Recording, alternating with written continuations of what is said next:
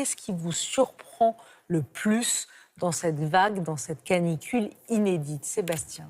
Dans les bulletins météo aujourd'hui, j'annonce 43 degrés à Nantes. Et je ne prends pas cet exemple au hasard parce que Nantes, c'est la ville où j'ai grandi. Et je me souviens très bien, dans les années 80-90, 30 degrés, l'été, c'était déjà un événement. Là, on est à peine au début de l'été et j'annonce 43 degrés. Donc, il y a une forme de sidération chez moi.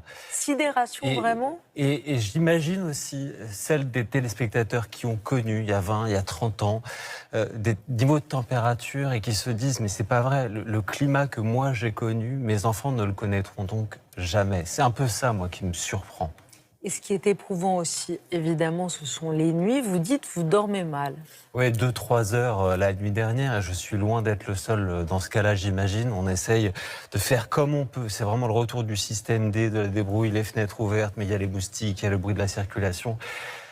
Bref, j'ai l'impression qu'on va vivre quand même collectivement quelque chose d'assez éprouvant ensemble, et je comprends qu'il y ait beaucoup de questions.